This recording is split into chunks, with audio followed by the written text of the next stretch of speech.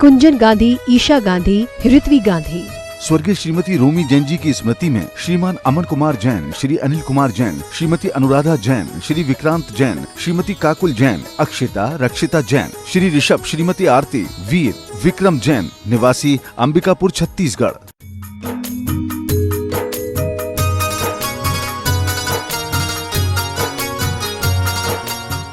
अब मैं बोलूंगा तो वाणी में असर भी देना। देखिए, जीवन में भक्ति केवल दो की हुई प्रचलित, मीरा की और शबरी की।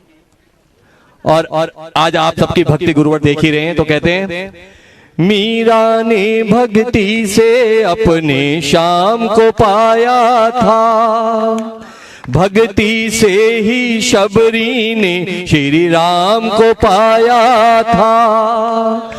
कौन सी भक्ति करूं मैं गुरुवर, जो मेरे घर दर्श दिखलाओ गुरुदेव, के एक बार आओ गुरुदेव, दर्श दिखलाओ गुरुदेव। है ओ मैंने गुरुवर तुमसे दिल की बात छुपाई है, हृदय की वे कीजिए जन्म जन्म का सा, मेरे सर पर रख दो गुरुवर, मेरे सर पर रख दो गुरुवर, अपने ये दोनों हाथ, देना हो तो दीजिए जन्म जन्म का साथ, गुरुवर हमको दीजिए जन्म जन्म का साथ। बोले आचार्य गुरुवर श्री विद्यासागर जी महाराज की।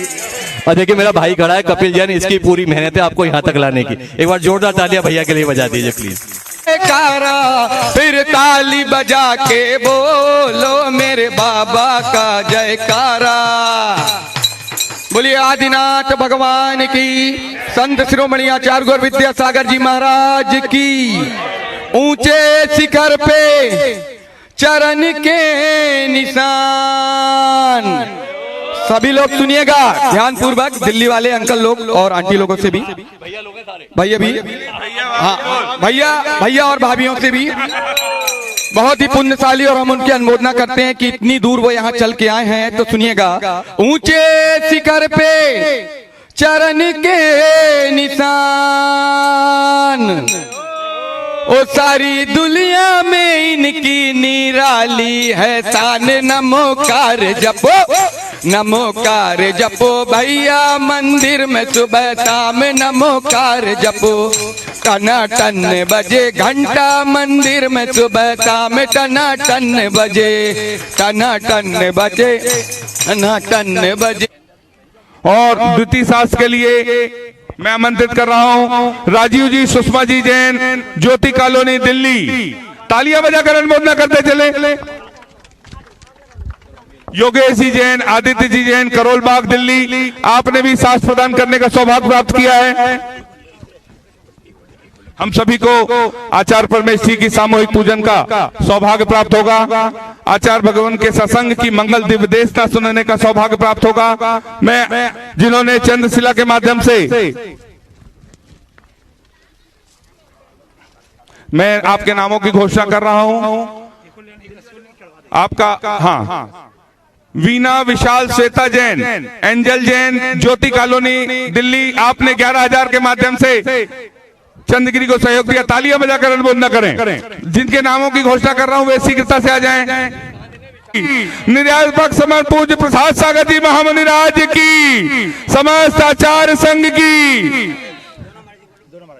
पूज्य निरामय सागर जी महामुनि राज की, पूज्य चंद्रप्रभ सागर जी महामुनि राज की, विशाल जी जैन जो दिल्ली से संघ लेकर आए हैं, आपने भी एक शास्त्र प्रदान करने का सौभाग्य प्राप्त किया। पूरे आप लोग सामूहिक तालियां बजाकर अनुमोदना कर दें। अशोक जी, संध्या जी जैन, रामजस रोड, करोल बाग। आपने भी 11,000 के माध्यम से क्षेत्र को सहयोग दिया है। आप भी आए, आचार्य भगवान के सत्संग चरणों में नमन कर आशीर्वाद प्राप्त करें।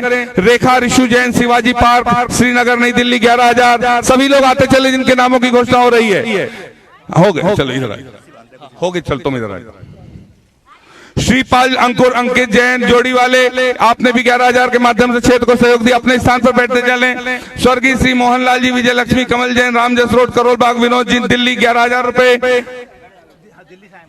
नूरपत जैन 11,000 रुपए। आनंद जैन, विनय जैन नई दिल्ली 11,000 रुपए। अशोक कुमार, मनोज कुमार चार्टर्ड अकाउंटेंट सूर्यनगर गाजियाबाद 11,000 रुपए। राजीव जैन, सुषमा जैन ज्योति कॉलोनी दिल्ली, साथी की पूजन का सौभाग्य प्राप्त होता है। हाँ, नाम बोलिए। नेत्रपाल जी जैन, चिराग जी जैन, आपने भी एक शिला के माध्यम से क्षेत्र को सहयोग। सभी सामूहिक नमन करते हुए अपने स्थान पर बैठते चले।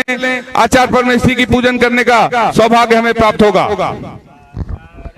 हाँ, एक नो में हम झुका रहे अपना माथा, जिनके जीवन की हर चर्या बन पड़ी स्वयं ही नवगाथा। जैनागम का जो सुधा कलश जो बिखराते हैं गली गली, जिनके दर्शन को पा करके खिलती मुरझाई हृदय। ओम ह्रीम श्री 108 आचार्य विद्यासागर मुनिंद्राय अत्र अवतर अवतर संबोसठ आवानन। जय हो जय हो जय हो। अत्र तिष्ठ ठाठा स्थापनम। जय हो जय हो जय हो। अत्र मम सन्नितो भव भव सर सन्निधि कर्णम। परिपुष्पांजलि छिपामी। से भुलाया है चंदन सम शीतलता पाने, अब शरण आपकी आया हूँ। संसार ताप मिट जाए मेरा चंदन वंदन को। ओम ह्रीम श्री 108 आचार्य विद्यासागर मुनिंद्राय संसार ताप विनाशनाय चंदन निपाविती। जड़ को नाम आना चरणों में अर्पित अक्षत है, अक्षय पद मुझको मिल जाए। श्री 108 आचार्य विद्यासागर मुनिंद्राय अक्षय प्राप्ताय अक्षतान निर्पामिति। बढ़ती क्या ज्वाला मैं काम भाव विद्वांस मन चढ़ाने आया हूँ। यह मदन विजेता बन न सके यह भाव हृदय में। ओम ह्रीम श्री 108 आचार्य विद्यासागर मुनिंद्राय कामवाण विध्वंसनाय पुष्पम निर्पामिति। इस चक्ष बके फिर भी मन तृप्त नहीं कर पाया हूँ। नैवेद्य समर्पित करके मैं तृष्णा की भूख मिटाऊंगा। अब और अधिक ना भटक सकूं यह अंतर्बोध। ओम ह्रीम श्री 108 आचार्य विद्यासागर मुनिंद्राय क्षुधा रोग विनाशनाय नैवेद्यम निर्पामिति। पाती से मम अंतर दीप। ओम ह्रीम श्री 108 आचार्य विद्यासागर मुनिंद्राय महामोहांतकार विनाशनाय दीपम निर्पामिति। इन अशुभ कर्म ने घेरा है मैंने अब तक यह माना था। बस पाप कर्म तज पुण्य कर्म को चाह रहा अपनाना था। मैं आया हूँ इसलिए आपके चरणों में अब धूप चढ़ाने। ओम ह्रीम श्री 108 आचार्य विद्यासागर मुनिंद्राय अष्टकम दहनाय धूपम निर्पामिति। भोगों को इतना भोगा कि खुद को ही भोग बना। मैं चिदानंद में लीन रहूं। पूजा का यह फल पाना था जिसके द्वारा वह मिल बैठा मुझे। ओम ह्रीम श्री 108 आचार्य विद्यासागर मुनिंद्राय महामोक्ष प्राप्ताय फलम निर्पामिति। जग के रहा चारों गतियों की ठोकर को खाने में ही क्या नाता है। कैसे अनर्घ पद पा जाऊं यह अरुण भावना ता है। ओम ह्रीम श्री 108 आचार्य विद्यासागर मुनिंद्राय अनर्घ प्राप्ताय अर्घम निर्पामिति। भावों की ने लाया हूँ। हे तपो मूर्ति है आराधक है योगेश्वर है महासंत है अरुण कामना देख सके युग युग तक। ओम ह्रीम श्री 108 आचार्य विद्यासागर मुनिंद्राय जय माला पूर्णार्घम निर्पामिति। हम सभी अपने हाथों को नमो सिद्धाणम नमो आयर्याणम।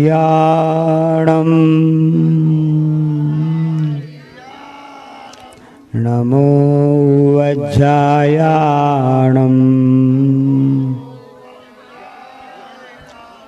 नमो लोये सभ्यसाहूणम्।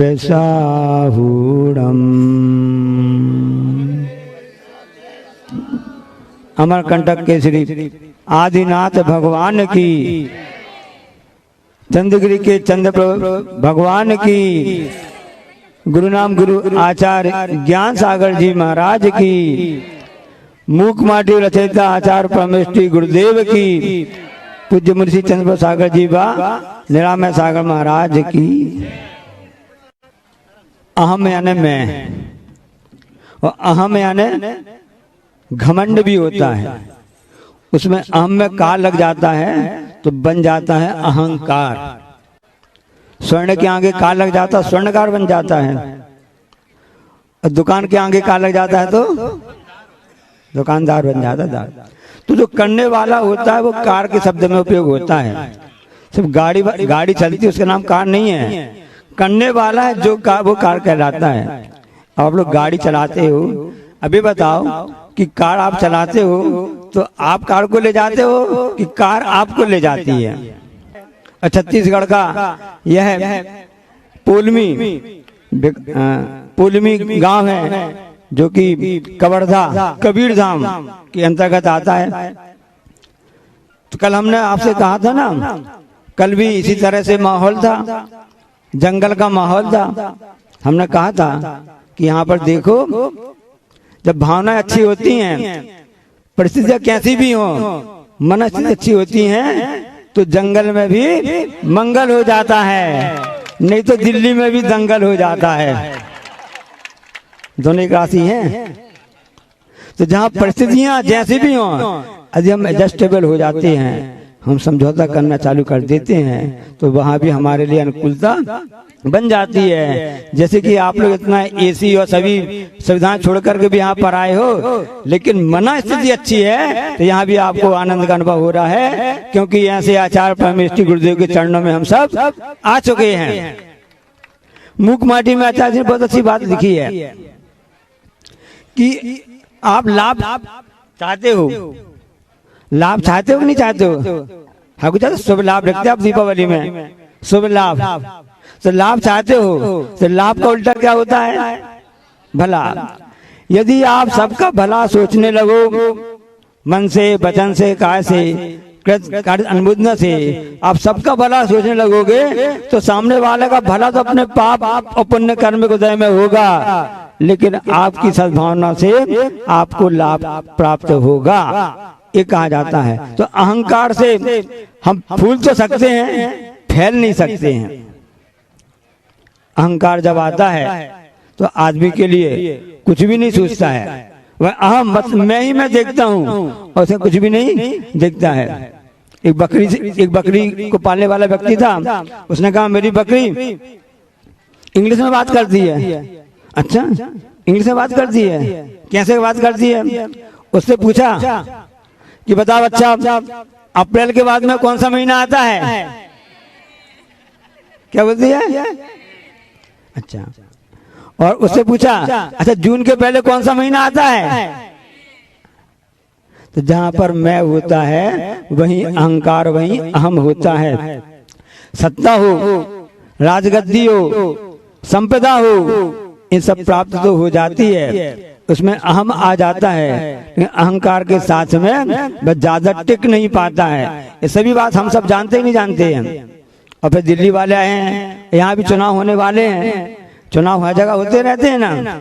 अब चुनाव में कई लोग कहते हैं कि भाई हम आपको टिकट देना चाहते हैं, आप बड़े संभ्रांत व्यक्ति हैं, आपकी यहाँ बहुत रेपुटेशन अच्छी है, अलग अलग पार्टियां रहती हैं, अपने पार्टी अपने व्यक्ति को टिकट देना चालू कर देते हैं ताकि हमारा प्रत्याशी जीत जावे। उस व्यक्ति से कहा कि आप भी हमारी पार्टी से चुनाव लड़ लीजिए। दोनों पार्टी कह रही थी आपको हम टिकट देना चाहते हैं, हम आपको टिकट देना चाहते, आप हमारे साथ में खड़े हो जाइए, लड़ जाइए।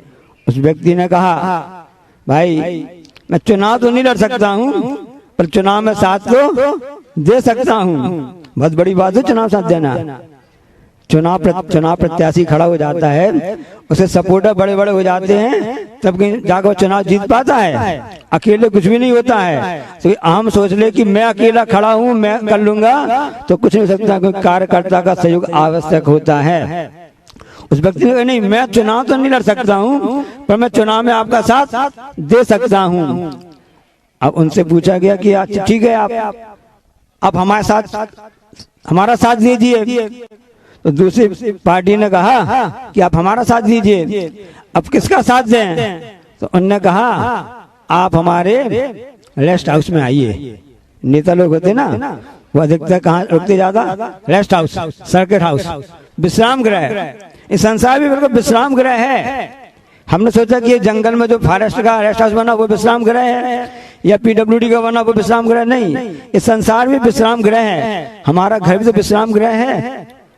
घर में बोलते ना बेडरूम क्या है, कुछ समय के लिए तो आए हैं, इसके बाद तो चले जाना है। आया कहाँ से, जाना कहाँ है? ढूंढ ले ठिकाना चेतन, ढूंढ ले ठिकाना। तो उस व्यक्ति ने कहा कि आप तो मेरे विश्राम गृह में आइए। विश्राम गृह मकान भी हो सकता है, किला भी हो सकता है, महल भी हो सकता है, और एक घास फूस का मकान भी हो सकता है। अभी आचार्य हमारे जहाँ रुके हुए हैं, एक आदिवासी का मकान है, छप्पर है उसमें, और से लकड़ी लगी हुई है, और बहुत सारे छप्पर भी नहीं है। लेकिन दिगंबर के महाराज के लिए कोई भी ऐसी स्थिति होती है जहाँ भावना होती है, भगवान अपने आप वहां पर पहुंच जाते हैं। वही विश्राम गृह बन गया। ऐसे वह व्यक्ति अपने विश्राम गृह में विश्राम कर रहे थे। दोनों पार्टी वाले पहुंच गए कि हमारे साथ आप तो नहीं खड़े हो रहे, ठीक बात है, आपका साथ तो चाहिए। बड़े लोगों का साथ हो जाता है, अपने आप भी छोटे अपने आप उसमें आगे सफलता को प्राप्त कर लेते हैं। दोनों व्यक्ति पहुंच गए। जब उस व्यक्तित्व की नींद खुली तो उन्होंने सामने पैर के नीचे व्यक्ति खड़ा था उसको देखा। अच्छा तुम आ गए, बहुत अच्छी बात है, बहुत अच्छा। साथ में दूसरी पार्टी वाला भी आगे खड़ा हो गया था, लेकिन वह जो विश्राम कर रहे थे उनके सिरहाने पे खड़े हो गए थे। उन्होंने कहा मैं भी आया हुआ हूँ। हाँ अच्छा तुम भी आए हो, ठीक है। अब तो निर्णय करना पड़ेगा किसका साथ दें, किसका साथ दें। तो उस व्यक्ति ने कहा मैं जिस पार्टी का हूँ तो मैं एक तरफ अकेला रहूंगा, दूसरी हमारी पार्टी के पूरे सदस्य रहेंगे। अरे ऐसा कैसे सकता है भाई, दोनों पार्टी वाले हमको स्वीकार हैं, दोनों पक्ष वाले हमको बुलाने आए हैं, अब क्या समझौता किया जावे। अब मैं तो आधा हो नहीं सकता हूँ, आधी इस पार्टी का समर्थन करूंगा, आधी इसका करूंगा। कमल है, पंजा है, झाड़ू है, हाथी है, किसका समर्थन करूं?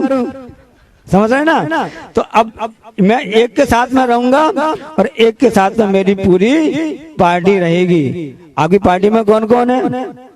हमारी पार्टी बहुत बड़ी है, उस पार्टी का नाम है 11 अक्षुणी सेना। अच्छा इतनी बड़ी पार्टी है, बहुत अच्छी बात है। एक अक्षुणी सेना में मालूम कितनी बड़ी सेना होती है?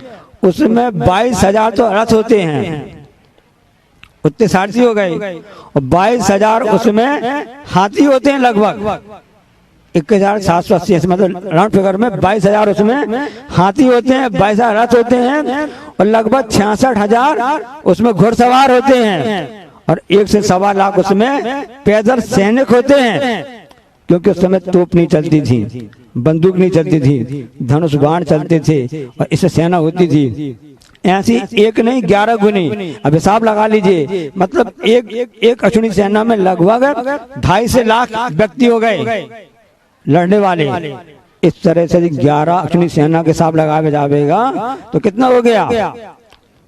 33 लाख करीब हो गए ना। हाँ 11 दूनी 22, 24-25 लाख हो गए। अब इतनी बड़ी सेना हो गई। यहाँ पर एक तरफ ये रहेगा, एक तरफ मैं रहूंगा, पर मैं कोई भी अस्त्र शस्त्र नहीं उठाऊंगा। अब निर्णय कर लो। अब टास्क कौन करे? चुनाव होता ना, क्रिकेट टेस्ट मैच होते हैं, तो दोनों पार्टी के कप्तान आ जाते हैं। उसी प्रकार दोनों कप्तान आ गए थे वहां पर। अब टास्क होना था चित्या पट, उससे निर्णय हो जाता ना, पहले कौन बैटिंग करेगा या पहले कौन बॉलिंग सब जानते ना। अब यहाँ पर तो वह व्यक्ति जो उसने खुद ही निर्णय कर लिया, उसी ने खुद ही ने टास्क कर लिया कि पहले कौन बैटिंग करेगा, पहले किसको मांगने का अधिकार है। एक तरफ मैं रहूंगा निहत्था और एक तरफ मेरी ऐसी सेना रहेगी। क्योंकि मैंने सबसे पहले मेरी नजर पड़ी है वो इस व्यक्ति के ऊपर पड़ी है जो मेरे चरणों के सामने खड़ा था। क्योंकि सबसे पहले जब नींद खुलती है, आंख खुलती है तो हमेशा सामने देखा जाता है। तो जहां पर जो सबसे पहले हमको देखा उसको पहले मांगने का अधिकार है।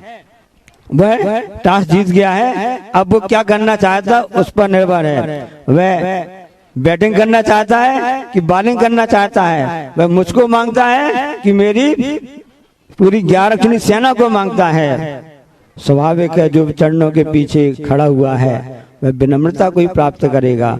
वह झुकना जानता है, इसलिए वह चरणों में खड़ा हुआ। उसने कहा मुझको कुछ नहीं चाहिए, मुझको तो भगवान आप बस चाहिए। वह व्यक्ति श्री कृष्ण थे। हमको श्री कृष्ण बस चाहिए और कुछ नहीं चाहिए। तो यहाँ जो अहंकारी व्यक्ति खड़ा हुआ था जो कि कहलाता है धृतराष्ट्रपुत्र, नाम आप समझ गए होंगे। वह प्रसन्न हो गए कि वाह वाह, इसकी बुद्धि मारी गई सामने वाले की। इसने पिच का निरीक्षण नहीं किया कि पिच बॉलिंग वाली है कि बैटिंग वाली है। उसने पहले बैटिंग मांग ली या बॉलिंग मांग ली। चलो मैं प्रसन्न हो गया हूँ, अब तो मेरे साथ पूरी सेना ही है, मैं जीत के रहूंगा। लेकिन जिसके साथ में श्री कृष्ण नारायण जैसे भगवान होते हैं, प्रभु कृपा होती है, जीत उसी की होती है, सब जानते हैं। और ये महाभारत का प्रसंग है। वो महापुरुष जो थे जो वह श्री कृष्ण थे और सामने वह मध्यम पांडव अर्जुन थे जो कि विनम्रता के प्रतीक माने जाते हैं, अहंकार से रहित थे। और बाजू में जो खड़े हुए थे वो अहंकार से सहित थे। सब जानते क्या घटना घटी, विजय किसके हाथ में आई। आप लोग जीतना चाहते हो? हाँ, जीतना चाहते तो हैं। तो जीत उसी की होती है जो नम्रता और झुकना जानता है। सागर के पास नदी पहुंची। अभी हम लोग अमरकंटक से निकल के आए हैं, आप लोग भी गए होंगे। वहां पर सहसकुट जिनालय का निर्माण हुआ है, विशाल पाषाण का मंदिर बना है, देखा होगा आपने ना। जहाँ से हम लोग भी निकल के आए हैं वहीं से नर्मदा नदी निकली हुई है। और नर्मदा नदी एक ही नहीं, वहां से सोन नदी और एक कौन सी पाहिल नदी, कौन सी नदी है, जोहिला नदी निकली हुई है। तो उस नदी तीन नदी का उद्गम स्थल है। तो उद्गम स्थल तो अच्छी बात है, कहीं मिलन भी तो होता होगा। तो मिलन होता है उस नर्मदा नदी का गुजरात में, उसे सूरत के आगे कच्छ में होता है। तो वो नदी जब नर्मदा नदी वहां मिलने गई तो सागर ने कहा, समुद्र ने कहा तू हमारे पास हर चीज बहा के लेके आती है, बड़े बड़े झाड़ है, झंकार है और भी लंबी लंबी चौड़ी चीजें लेते आती रहती है, मुझको प्रसन्नता होती है।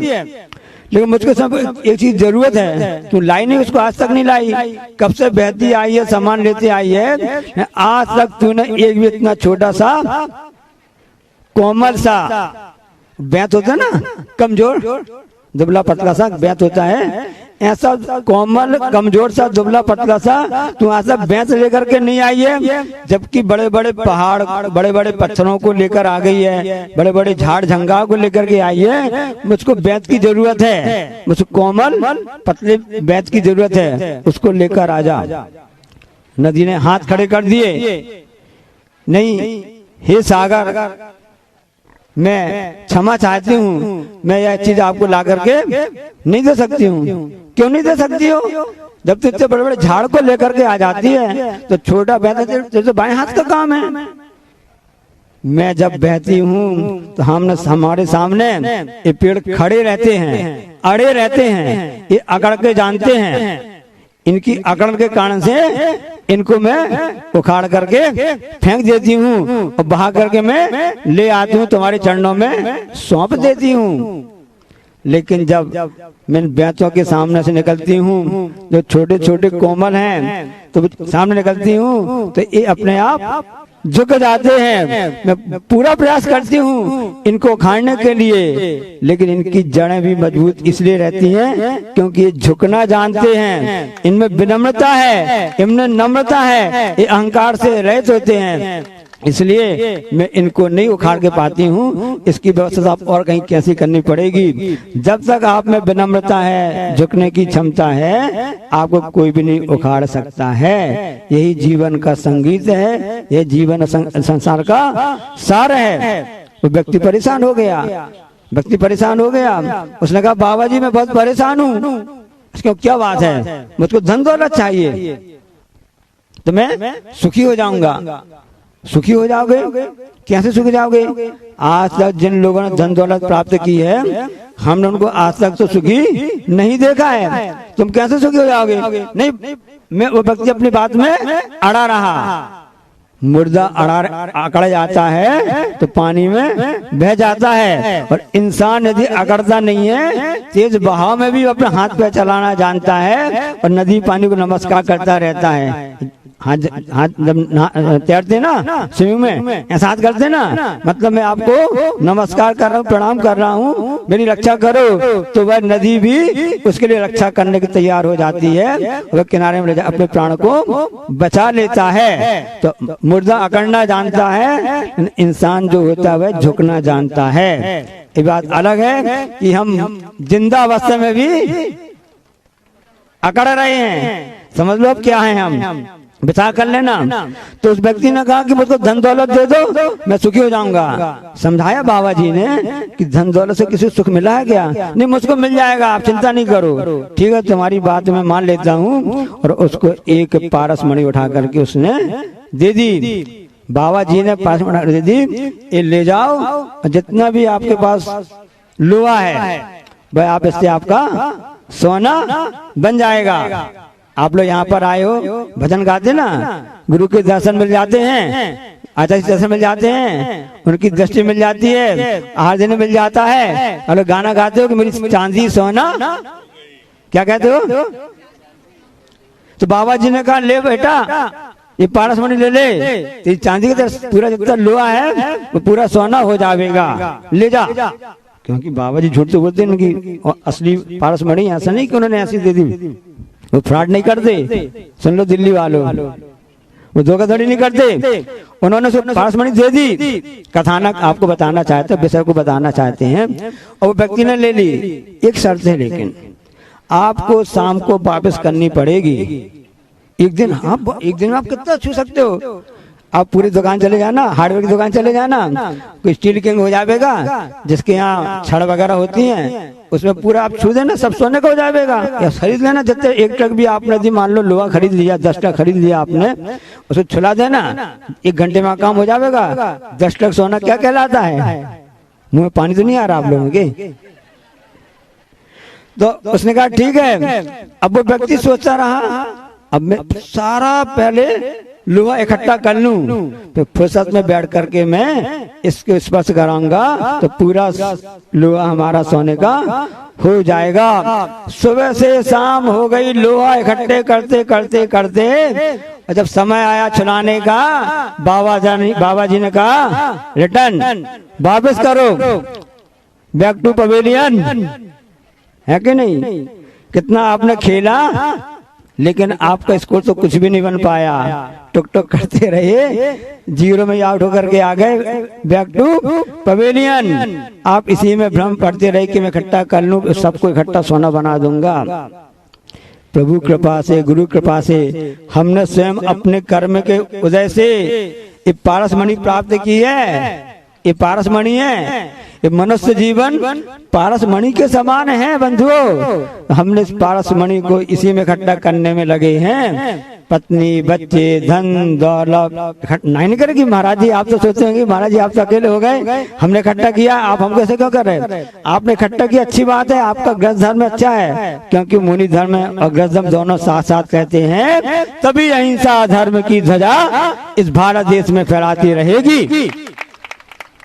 तो मानव जीवन हमने प्राप्त पारस मणि प्राप्त की है, अब उसका सदुपयोग कर लें। उस लोहे को स्वर्ण बनाने की प्रक्रिया भगवान ने बता दी है।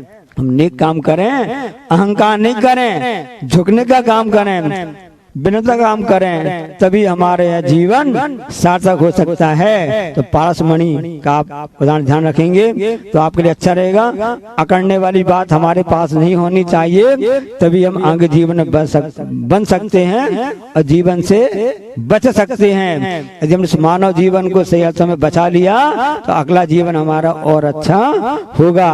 और अच्छा चाहते हो तो अच्छा करना सीख लो। एक और उदाहरण देकर अपनी बात समाप्त करूंगा। सब फूलों को चाहते हैं। उस नदी किनारे पर, उस तट पर जो पानी भरा हुआ था उसमें कीचड़ भी हो गया था, उसमें कमल खिला हुआ था और वहीं पर पास में एक गुलाब का फूल भी खिला हुआ था। अब कमल के फूल और गुलाब के फूल दोनों में आपस में चर्चा होने लगी। गुलाब के फूल ने क्या कहा, कमल तुम देखने में इतने बड़े हो, कमल जी निशानी सोच रहे ना, कमल जी तुम तो इतने बड़े हो और तुम में सुगंध कितनी आती है, तुम में सुगंध तो बिल्कुल भी नहीं है, और देखो मैं तो छोटा सा हूं। गुलाब ने कहा मैं तो छोटा सा हूं लेकिन मेरी सुगंध तो देखो। गुलाब रोज जिसको बोलते हैं ना, गुलाब जल छिड़कते हैं आप लोग, उसकी अगरबत्ती सब उपयोग करते हैं, और गुलाब जल सब गुलाब के एसेंस सेंट भी उपयोग करते हैं ना, उसका तो उसकी सुगंध तो कितनी अधिक फैलती है। मैं गुलाब हूँ, मेरी सुगंध तो देखो, मैं कितनी सुगंध, मैं छोटा सा हूँ। तब कमल ने उत्तर दिया कि घमंड मत कर गुलाब, देख तू सुगंध में प्रसिद्ध है तो मैं सौंदर्य में प्रसिद्ध हूँ। मैं सौंदर्य प्रसिद्ध हूँ। जहाँ कभी भी आसन लगाए जाते हैं तो लोकीनाथ जहाँ बैठते हैं ना, समोषण की रचना होती है, कमल का आकार होता है। आप आचार्य सिंहासन बनाते हैं, गुरु जी के आसन बनाते हैं, कमल का आसन देते हैं, 3 लोग को विराजमान करते हैं। अभी चंद्रगिरी के संचालक कह रहे थे ना कि वहाँ से स्कूल बनने वाला है, मंदिर बनने वाला है, जो प्रभु को सिंहासन देना चाहता है, छत्र भामंडल देना चाहता है, कमलासन कहलाता है। तो गुलाब तू सुगंध में प्रसिद्ध हो सकता है, पर सौंदर्य में तो मेरा ही नाम लिया जाता है। अच्छा क्यों ना हो हम दोनों मिल जावे, हम दोनों मिल जावे तो सुगंध के साथ में सौंदर्य भी खिल जाएगा। इसलिए सहयोग और सहकार ये 2 वस्तुएं होती हैं। वहीं पर सहयोग होता है, वहीं सहकार होता है, जहाँ पर अहंकार नहीं होता है। इसलिए आप सौंदर्य को प्राप्त करना चाहते हो, सुगंध को प्राप्त करना चाहते हो तो सहयोग और सहकार को अपनाओगे, अहंकार से दूर रहोगे तो अहंकार का उल्टा होता है सहकार। तो सहकार को अपनाएंगे तो हमारा जीवन भी उस गुलाब की तरह सुगंधमय होगा और कमल की तरह सौंदर्यमय होगा। बोलिए अहिंसा परमोद। जावाणी के ज्ञान सुझे लोकालोक, सोवाणी मस्तक धरूं सदा देत हूँ दुख। हे जिनवाणी भारती तो जपो दिन रैन, जो तेरो शरणा गए सो पावे सुख थे। नमोस्तु भगवान, नमोस्तु नमोस्तु नमोस्तु। ओम नमः शुद्धेभ्यः, ओम नमः शुद्धेभ्यः, ओम नमः शुद्धेभ्यः। अहिंसा परमो धर्म की आचार्य गुरुवर श्री कुंद कुंद भगवान की, आचार्य गुरुवर श्री ज्ञान सागर मुनि महाराज की,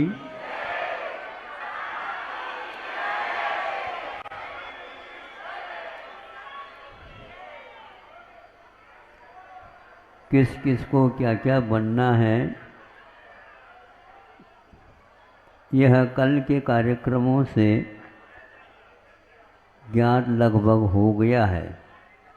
कुछ पात्र समय के अभाव में अथवा यूँ कहो कल के ये कार्यक्रम को करने में विलम्ब होने से यह रुका हुआ है। और चूँकि रुकना तो बहुत दिन से, बहुत वर्षों से रुका है, और कोई भी गाड़ी में मान लो बैठने वाला आ गया, उसके लिए भी सुविधा रखी गई है, एक आध दिन और आप लोगों को मिल सकता है। अब इन पात्रों को, अब पात्र तो निश्चित हो गए हैं, अब उनको अपने उत्साह, अपनी विशुद्धि, अपना चिंतन, मनन, ये सारा देखते हुए और यहाँ के वातावरण का भी लाभ लेते हुए कैसे कैसे देव लोग भी यहाँ पर आकर के वंदना और नृत्य, गान आदि आदि, अभिषेक आदि, ये है मनुजकृतानाम देवराजार्चितानाम। यहाँ पर जो मनुष्यों के द्वारा, राजा महाराजाओं के द्वारा बने हुए हैं, जो चैत्य है, चैत्यालय है, यह जो कि एक प्रकार से हम ही लोगों के लिए नहीं किंतु देवों के लिए भी, और देवों ने भी मंदिर बनवाए ऐसा कहा जाता है। ये है मनुष्य कृतानाम देवराजार्चितानाम, मनुष्यों के द्वारा बनाए गए हैं और महाराजाओं के द्वारा भी बनाए गए हैं, और एक प्रकार से मनुष्यों के द्वारा भी बनाए गए हैं, इस देवों के द्वारा भी बनाए गए हैं। यह एक प्रकार से भक्ति करने का, श्रद्धा को और पुष्ट बनाने का साधन है। एक स्थान पर मन स्थिर नहीं रहता, जिनका रहता है तो वो कहना ही क्या है, उन लोगों को इस प्रकार के कार्यक्रम करने की कोई आवश्यकता नहीं है। लेकिन उस किसी स्थान विशेष जाने की कोई आवश्यकता नहीं है, फिर भी बड़े बड़े महाराज, आचार्य, उपाध्याय, पंच परमेश्वरियों में जो कोई भी, वहाँ इस वातावरण से और प्रभावित उनका मन भी हो जाता है। आप लोगों के लिए तो अहोभाग्य समझ लेना चाहिए, सौभाग्य समझ लेना चाहिए।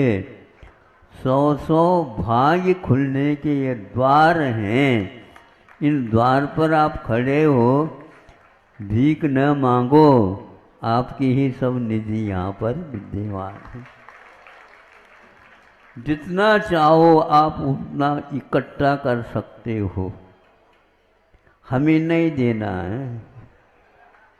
आप खूब इकट्ठा करो, दूसरे को देना नहीं चाहते हैं, देना तो चाहिए, लेकिन उसके सामने भी यही वैभव है। जहाँ जाओगे वहाँ पर इसका स्मरण आएगा, इसलिए खूब आप इस अवसर का उपयोग करेंगे। मन बहुत अस्थिर रहता है, मन को स्थिर करने के लिए ये उपाय बताए हैं संतों ने, आचार्यों ने, और दिव्य ध्वनि के माध्यम से निश्चित जो वाणी है उससे गंधर्व परमेष्ठियों के द्वारा व्याख्यायित इन सब कार्यों का आप लाभ लेंगे तो रखने के लिए स्थान नहीं रह पाएगा। देवगति में जाओगे तो और आपके लिए बढ़ता ही जाएगा। उसका लाभ आपको मिला है केवल मोक्ष मार्ग को संपादित करने के लिए। इस भाव में कुछ करो, अगले भाव में एक कुछ करोगे, दो ही भाव, बीच में एक भाव, ये 3 भाव में आपको आचार्य कह रहे हैं, ये निश्चित है, इसमें कोई चिंता विकल्प है ही नहीं। 2-3 भाव गए नहीं न, इस प्रकार कहा 2 अथवा 3 भावों के भीतर आपको मुक्ति निश्चित होने वाला है। एक बार यदि प्रभु के स्मरण के साथ उनकी स्मृति के साथ, उनकी भक्ति के साथ, पंच परमेष्टि के उच्चारण करके साथ इस शरीर का जब आप त्याग करेंगे, सल्लेखना मरण प्राप्त करेंगे, तो यह शर्त कहा ज़्यादा ज़्यादा 3 भव, और ज़्यादा करेंगे तो 7-8 भव तक आपको पक्का है। क्या कह रहे हैं? देखो सुनो, ये पक्का है। आप जो कोई भी कार्य करते हैं कच्चा अवस्था में करते हैं तो वह पूर्ण नहीं हो पाता, इसलिए यह अवसर बहुत छोटा तो समय है ये, किंतु काम वही होने वाला है। इसलिए सब कुछ काम गौण कर दो और इस कार्य में लग जाओ। यदि मन नहीं लग रहा है तो अमरकंटक में आ जाओ।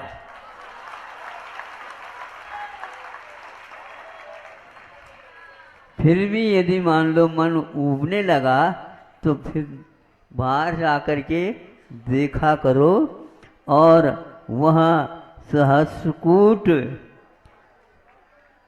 मंदिर में ऊपर जाकर के देखो अमरकंटक का कितना विस्तार है। नीचे की पृथ्वी को छूते हुए आकाश है, और आकाश को देखते जाओ तो स्वर्ग धीरे धीरे देखने को मिलेंगे। स्वर्ग को मांगना नहीं, वो तो मिलना पक्का है। इसलिए बिना मांगे यदि आप चलते हैं अवश्य ही उसका परिणाम अच्छा निकलेगा। कल का एक दिन हो गया पात्रों का, मध्याह्न में क्या क्या कौन कौन नए लोग आए हैं, उनकी भी यहाँ व्यवस्था करेंगे ताकि उनको आकुलता न हो।